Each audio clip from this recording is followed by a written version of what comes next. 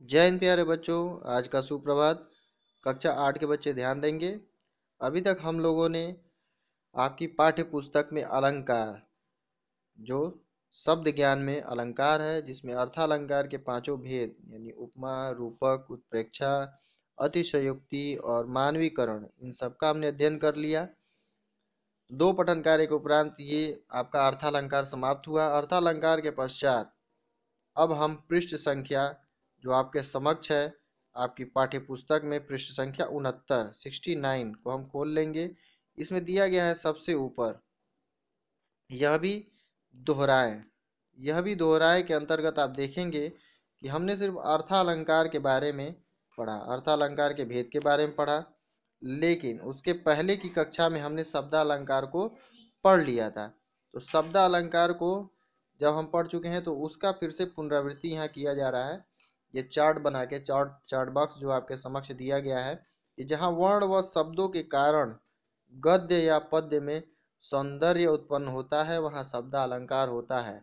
अभी इसके पहले की कक्षाओं में आपने पढ़ा कि जहाँ अर्थों के कारण, वर्ण शब्दों के अर्थ के कारण गद्य या पद्य में सौंदर्य उत्पन्न होता है, वहाँ अर्थालंकार होता है। लेकिन ये प्रीवियस कक्षाओं में आपने पढ़ चुका है शब्दालंकार के बारे में, कि जहाँ वर्ण व शब्दों के कारण गद्य या पद्य में सौंदर्य उत्पन्न हो, वहाँ शब्दालंकार होता है।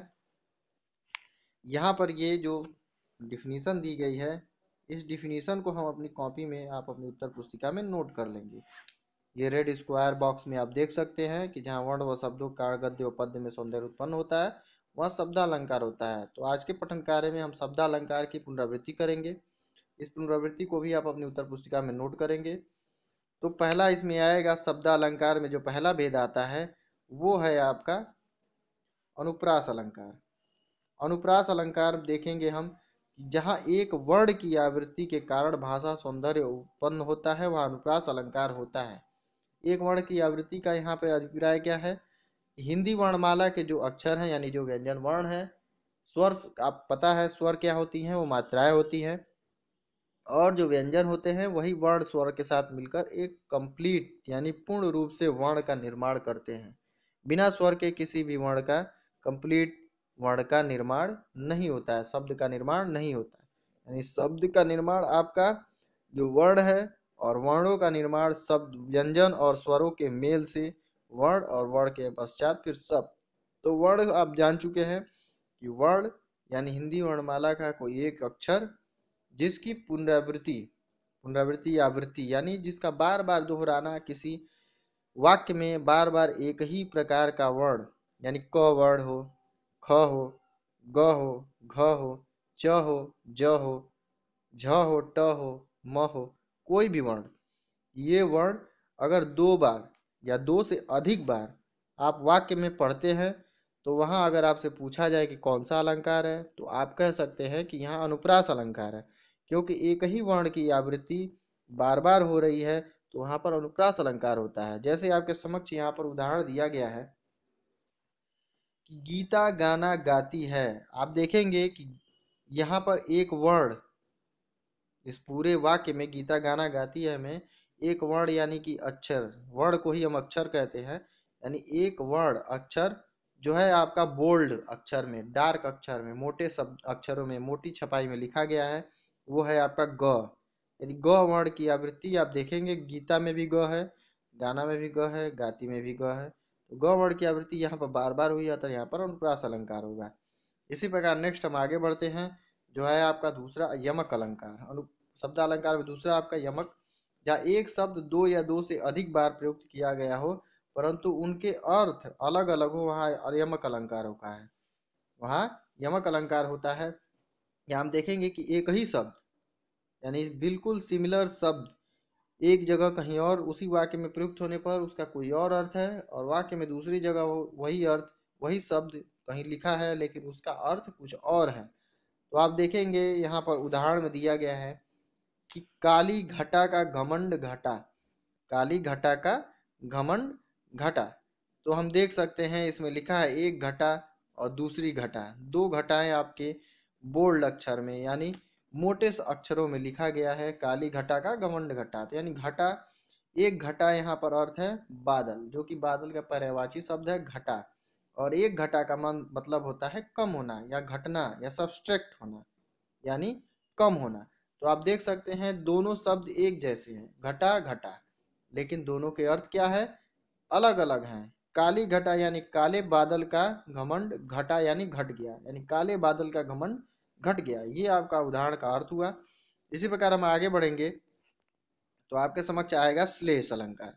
श्लेष अलंकार जो है आपका तीसरा, यानी शब्द अलंकार में तीसरा जो भेद है आपका श्लेष। श्लेष का अर्थ एक तरह से होता है, जो शाब्दिक अर्थ होता है श्लेष का, यानी श्लिष्ट अर्थात चिपका हुआ। तो हम जानेंगे इसके परिभाषा के बारे में। जहाँ एक ही शब्द का प्रयोग दो या दो से अधिक अर्थों के संदर्भ में होता है, वहाँ श्लेष अलंकार होता है।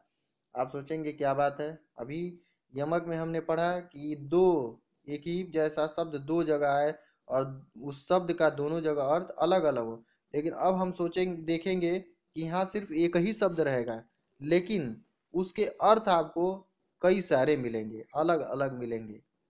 एक तरह से आप इसे अनेकार्थी शब्द प्रयोग भी यहाँ देख सकते हैं। तो आप देखेंगे यहाँ उदाहरण दिया गया है कि रहीमन पानी राखिए, बिन पानी सब सून, पानी गए न उबरे, मोती मानुष चून। यहाँ रहीम का जो दोहा है वो उसमें दिया गया है पानी राखिए। पानी शब्द यहाँ पर क्या है, पानी शब्द का अर्थ मोती मानुष और चून के लिए, मोती मनुष्य और चूने के लिए लिया गया है, एक ही पानी का।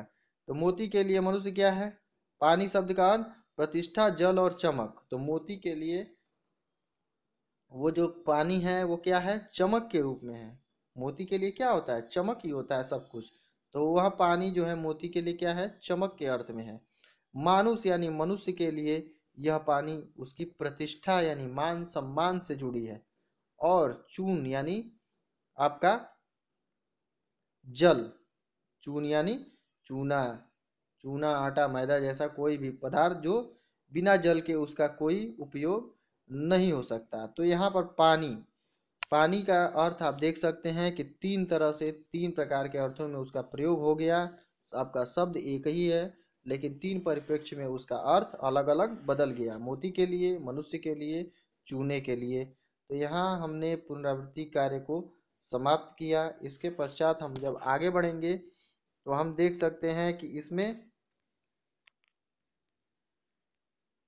आओ करे पाँच, आओ करे पाँच, ये जो आपके अभ्यास प्रश्न हैं, इन अभ्यास प्रश्नों के उत्तर आपको, जो पठन कार्य अभी आपका समाप्त हुआ है, इसमें पहला है आपका अलंकार का क्या अर्थ है। तो अलम धनकार, ये मैंने पठन कार्य के प्रारंभ में ही आपको बताया कि अलंकार का शाब्दिक अर्थ क्या है, अलम धन कार। तो अलंकार का आपका अर्थ, उसकी परिभाषा आप बता देंगे यहाँ इसके उत्तर में।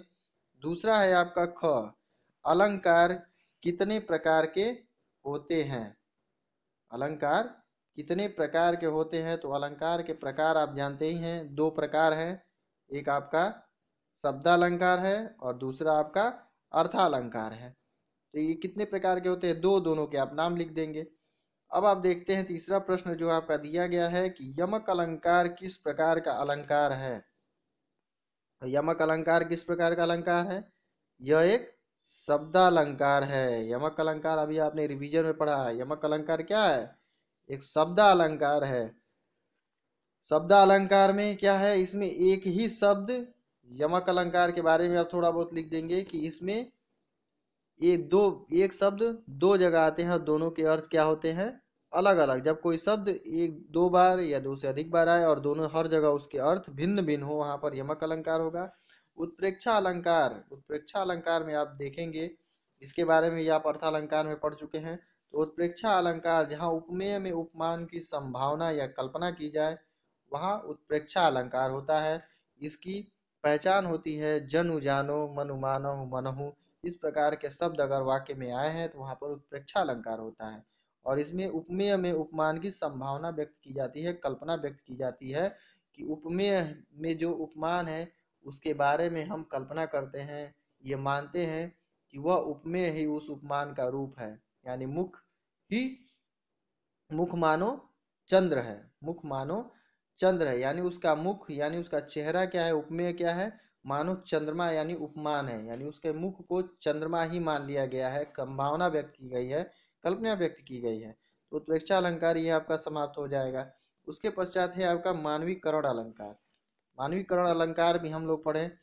अर्थालंकार में जो अंतिम अलंकार है कि प्राकृतिक वस्तुओं में मानवीय भावना यानी निर्जीव वस्तुओं में सजीव भावना या सजीव गुणों का कल्पना या वर्णन या संभावना।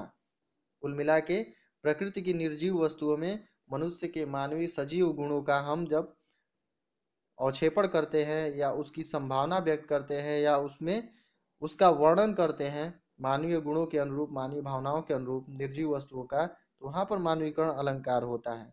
इसी प्रकार नेक्स्ट है आपका च। उपमा और रूपक अलंकार में उदाहरण सहित अंतर बताइए। तो आप एक तरफ उपमा अलंकार की परिभाषा, उसका उदाहरण, और दूसरी तरफ आप रूपक अलंकार की परिभाषा और उदाहरण। उपमा अलंकार यानी उपमेय और उपमान में आपस में तुलना की जाए, समानता व्यक्त की जाए, वहां पर उपमा अलंकार होता है और उसके उदाहरण आप लिख देंगे। उसी प्रकार रूपक में है कि जहाँ उपमेय और उपमान में अभेद यानी कोई भेद न मानकर उपमेय उपमान को एक मान लिया जाता है, ठीक है, वहां पर रूपक अलंकार। रूपक का अर्थ है कि रूप ग्रहण कर लेना, यानी उपमेय को उपमान का ही रूप मान लिया जाता है, उपमेय और उपमान का रूप ग्रहण कर लेता है। माया मोहे चंद्र खिलौना, मुझे चंद्र खिलौना चाहिए। तो यहाँ पर जो बालक है वो माँ से चंद्रमा रूपी खिलौना यानी चंद्रमा को ही खिलौने के रूप में मांग कर रहा है, उसे अपनी मांग को बता रहा है कि उसे खिलौने में चंद्रमा ही चाहिए खेलने के लिए।